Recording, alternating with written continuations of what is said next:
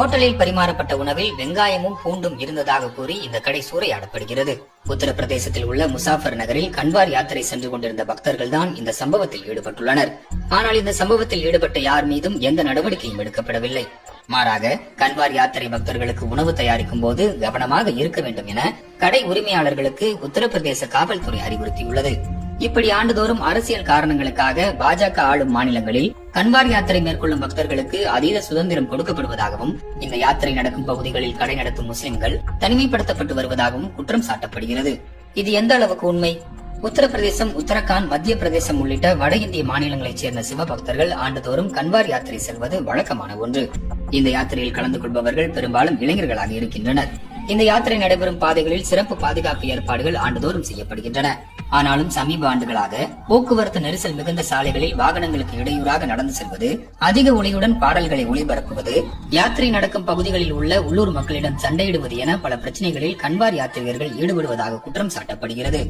ஆனால் இந்த பிரச்சனைகளுக்கு தீர்வு காணும் வகையில் யாத்திரை நடக்கும் பகுதிகளில் இறைச்சி விற்பதற்கு சமீபத்தில் உத்தரப்பிரதேச அரசு தடை விதித்தது.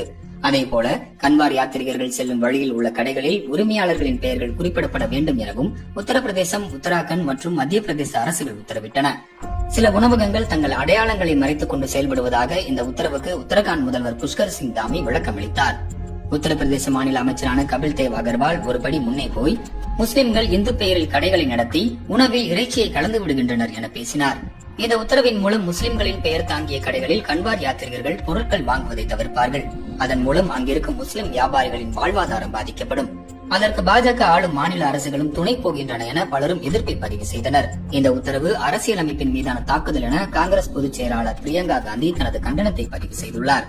எதிர்கட்சிகள் மட்டுமின்றி பாஜக கூட்டணி கட்சிகளான ராஷ்டிரிய லோக் தளம், லோக் ஜனசக்தி ஆகியவையும் எதிர்ப்பு தெரிவித்துள்ளன. பீகார் முதல்வர் நிதிஷ்குமார் வெளிப்படையாகவே தனது கண்டனத்தை பதிவு செய்ததும் குறிப்பிடத்தக்கது. இந்நிலையில் தன்னார்வ அமைப்பு ஒன்று இந்த உத்தரவை எதிர்த்து உச்சநீதிமன்றத்தில் வழக்கு தொடர்ந்தது.